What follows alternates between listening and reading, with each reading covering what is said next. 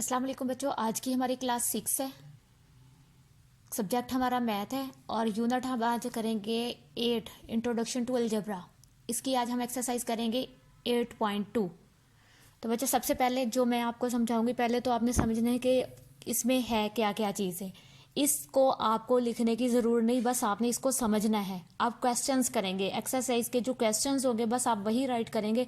इसको जिस तरफ आपने समझना है। अलजेब्रिक एक्सप्रेशंस, अलजेब्रिक एक्सप्रेशंस क्या होते हैं? द एक्सप्रेशंस, वो expressions in which the numbers, जिसमें नंबर और वेरिएबल्स या वेरिएबल और बोथ या दोनों, यानी नंबर और वेरिएबल्स दोनों are connected by operational science, जो कनेक्ट किए जाते हैं, जिनका आपस में ताल्लुक रखा जाता है ऑपरेशनल साइंस से, आर कॉल्ड अलजेब्रिक एक्सप्रेशंस। ठीक है, अलजेब्रिक एक्सप्रेशंस वो होते हैं जिसमें वेरिएबल और नंबर्स को जो है एक्सप्रेशनल साइंस के साथ आपस में जोड़ा जाता है। ठीक है, तो आपने सबसे पहले तो ये याद रखना है कि एक्सप्रेशनल साइन कौन से होते हैं? ये प्लस का और माइनस का, ये आपके एक्सप्रेशनल साइन है। अब एग्जाम्पल देखें, फर्ज कर ले हमारे पास है ए और बी जो है ये वेरिएबल है, इसको हमने जोड़ा किससे है? प्लस से। तो ये एक्सप्रेशनल साइन के साथ आपस में कनेक्टेड है, आपस में जुड़े हुए हैं। ये एक्स माइनस वाई है।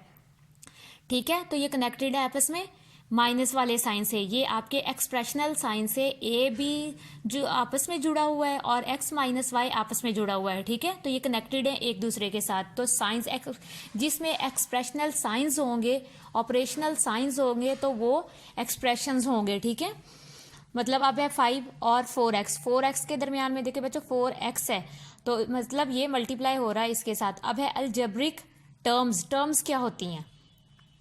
द ऑपरेशनल साइन, जैसे कि ऑपरेशनल साइन प्लस और माइनस है, अगर इसको सेपरेट कर दिया जाए, ठीक है, इसमें से हम निकाल दें, मतलब ये प्लस जो है ए बी सी में से हम प्लस को निकाल दें तो सिर्फ ए और बी रह जाएगा। ठीक है, एंड ठीक है ए कॉमा बी लगाएंगे हम, a comma b separate, and connect the part of the algebraic expressions, और कनेक्ट कर दें पार्ट्स को अलजेब्रिक एक्सप्रेशंस के। These parts are called algebraic terms, इनको अलजेब्रिक टर्म्स कहते हैं। ठीक है, इनको अलजेब्रिक टर्म्स कहते हैं of the algebraic expressions. Algebraic expressions की इनको टर्म्स कहते हैं। फॉर एग्जांपल अब ये देखें, हमारे पास एक एक्सप्रेशन है x प्लस 2y और प्लस 5। इसको अगर हमने टर्म्स में लिखना है तो क्या करेंगे? ये प्लस के साइंस खत्म कर देंगे, x कॉमा 2y एंड 5, तो ये आपकी टर्म्स हो जाएंगी। बच्चों ये आसान सा तरीका है। अलजेब्रिक एक्सप्रेशन में हम प्लस और माइनस का साइन लगाते हैं और अलजेब्रिक टर्म में हम प्लस और माइनस के साइन को ख़त्म करके इनको वेरिएबल्स को वैसे ही लिख देते हैं। ठीक है, वेरिएबल एक से ज़्यादा हो सकते हैं, इसमें कांस्टेंट भी आ सकता है। ठीक है, तो ये आपका जो है इसी तरह होगा। ठीक है, आपको समझ आ गई है कि अलजेब्रिक एक्सप्रेशन में हम प्लस और माइनस का साइन लगाते हैं वेरिएबल्स के दरमियान में। ठीक है, और जब अलजेब्रिक टर्म्स हम लिखते हैं तो उसमें क्या करते हैं? प्लस और माइनस के साइन को ख़त्म कर देते हैं और वैसे ही वेरिएबल्स को लिख लेते हैं। कांस्टेंट क्या होता है इन दिस एक्सप्रेशन? ठीक है, कांस्टेंट क्या है? अब हमने ये देखना है x प्लस 2y और प्लस 5, तो 5 जो है रिमेन अनचेंज्ड, 5 चेंज नहीं हो सकता क्योंकि x प्लस 2y तो चेंज हो जाएंगे लेकिन 5 चेंज नहीं होगा। And only the value of x and y varies, तो 5 इज द कांस्टेंट टर्म। तो 5 क्या है? हमारा कांस्टेंट है। 5 हमारा क्या होगा? कांस्टेंट है। इस एक्सप्रेशन में, इस पूरी इक्वेशन में 5 हमारा जो है वो कांस्टेंट है, क्योंकि 5 के साथ कोई वेरिएबल नहीं है।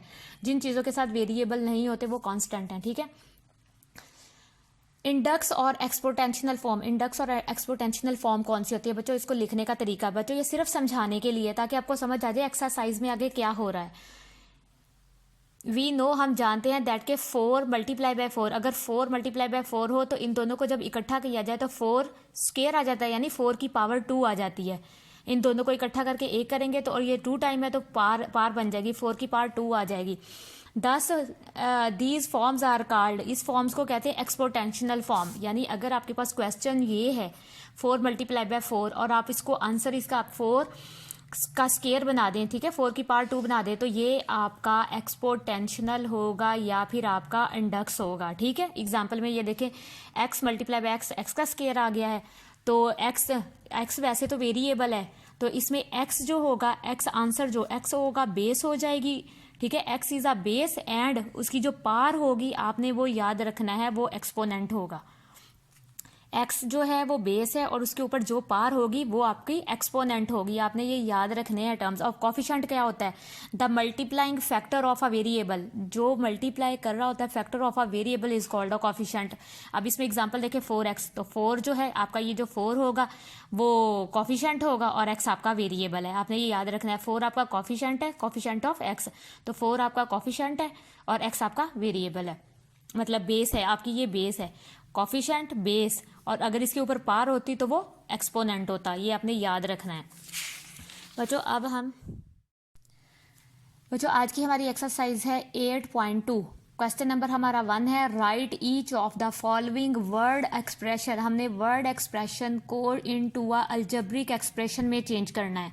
तो बच्चों मैंने आपको बताया था अलजेब्रिक एक्सप्रेशन में जब हम चेंज करते हैं तो हमने इसको क्या करना है, वर्ड एक्सप्रेशन को अलजेब्रिक एक्सप्रेशन में चेंज करने के लिए करना है, हमने साइंस लगाने हैं, प्लस या माइनस के या जो भी साइन आएगा, या डिवाइड का या मल्टीप्लाई का जो भी साइन आएगा। ये देखें एक्स प्लस वाई है, तो इसको अलजेब्रिक एक्सप्रेशन में जब चेंज करेंगे तो एक्स प्लस का साइन लगाएंगे और वाई, ये बस इतना आसान से है। ए माइनस बी, तो ए माइनस इंग्लिश का जो वर्ड है ना उसकी जगह हमने साइन लगाना है, बी आ जाएगा, ठीक है। m multiply by n, m multiply by n, तो m बच्चों मल्टीप्लाई का हम डॉट लगाते हैं, n आ जाएगा, ठीक है। हम मल्टीप्लाई का साइन नहीं लगाते, डॉट लगाते हैं, मल्टीप्लाई n, तो m multiply by n, small m है बच्चों आपका ये, ठीक है। m मल्टीप्लाई बाय n और p डिवाइडेड बाय q, तो हम इसको p को ऊपर राइट करेंगे, डिवाइड का साइन लगाएंगे और q ऐसे राइट करेंगे, p divided by q। p over q का मतलब होता है, ये फ्रैक्शन फॉर्म जो होती है ये डिवाइड ही होता है, p over q। The sum of, sum का मतलब क्या होता है, प्लस करना, ऑफ 3x एंड 2y, तो 3x राइट करेंगे, प्लस का साइन लगाएंगे और 2y राइट कर देंगे, मतलब हमने साइंस पुट करने प्लस माइनस के। The difference of 5a and 4b, 5a और 4b, तो 5 तो बड़ा है, 5a डिफरेंस जो होता है 5a माइनस 4b, आपने इसको इस तरह से राइट कर देना, डिफरेंस का मतलब माइनस होता है, ठीक है। उसके बाद है the product of X and Y. बच्चों याद रखना प्रोडक्ट जो होती है वो मल्टीप्लाई होता है, जहां पर भी प्रोडक्ट का लफ्ज आएगा समझो वो मल्टीप्लाई हो रहा है, X Y multiply by Y, ठीक है। एक्स वाई भी आप सिंपल लिख सकते हो और एक्स डॉट वाई भी लिख सकते हो, यानी आप या फिर इस तरह से भी लिख सकते हो एक्स मल्टीप्लाई बाय वाई, और आप ये भी लिख सकते हो एक्स वाई का मतलब भी मल्टीप्लाई ही होता है, ठीक है। The sum of p and q divided by r. अब the sum of p and q, sum जो है प्लस पी प्लस क्यू करेंगे और एंड डिवाइडेड बाय आर, तो डिवाइडेड का मतलब फ्रैक्शन लाइन लगाएंगे और आर को नीचे राइट कर देंगे, तो डिवाइडेड बाय आर हो जाएगा। हाफ ऑफ एल, ठीक है, half of L multiplied by the difference of N and M, ठीक है। Half of the L multiply by the, तो हम क्या करेंगे, हाफ ऑफ द एल हम लिखेंगे half of the L, L half है ऑफ द टू, ठीक है ना, 1/2 आ जाएगा और डिफरेंस आ जाएगा इसका इज इक्वल टू इस तरह से ब्रैकेट n माइनस m, इस तरह से आ जाएगा, तो ये आपका इस तरह से आंसर आ जाएगा, क्योंकि m is less than n, तो इस तरह से आ जाएगा कि m छोटा है n से, इसलिए n पहले आएगा, n में से हमने m को माइनस करना है, तो ये इस तरह से आपका आंसर आ जाएगा। तो बच्चों अब हमारा क्वेश्चन नंबर 2 है, right the coefficient base and exponent of each of the following. हमारे पास है क्वेश्चन, वो कहता है इसका कॉफिशिएंट बताएं कौन सा है इसमें से, बेस बताएं कौन सी है और एक्सपोनेंट बताएं कौन सा है। ये तो बहुत ईजी है, आपने याद रखना है, मैंने आपको बताया था 5 जो है वो कॉफिशिएंट होता है, ठीक है। 5 क्या है, कॉफिशिएंट है, और x जो है इसकी बेस है, ठीक है, इसमें एक्सपोनेंट नहीं है। अब ये देखिए 16pq, 16pq का मतलब है 16 जो है वो आपका कॉफिशिएंट है, p आपकी बेस है, और जो उसकी पार होगी वो आपका एक्सपोनेंट होगा, 2 जो है वो आपका एक्सपोनेंट हो जाएगा, बस ये इसी तरह राइट करने हैं आपने। 18l3, 18 आपका कॉफिशिएंट है, एल आपकी बेस है और एक्सपोनेंट आपका है 3। ठीक है, आपको समझ आ जाएगी। -16 k5, के का मतलब के की पावर 5 है, तो -16 जो है वो आपका एक्सपोनेंट कोफिशिएंट है, के आपकी बेस है और एक्सपोनेंट आपका 5 आ जाएगा। जो पावर होती है वो एक्सपोनेंट होता है, ये आपने याद रखना है। अब है आपका क्वेश्चन नंबर 5, 2/3 क्यू -1, तो 2/3 जो है 2/3 आपका कोफिशिएंट है, क्यू आपकी बेस है और -1 जो है आपका एक्सपोनेंट है। 1/3 कोफिशिएंट है आपका, 1/3 कोफिशिएंट है, वाई आपकी बेस है और -2 जो है वो आपका एक्सपोनेंट है। तो बच्चों ये क्वेश्चन नंबर 2 आपने बस इस तरह से उसमें से कोफिशिएंट, बेस और एक्सपोनेंट ही फाइंड करने हैं।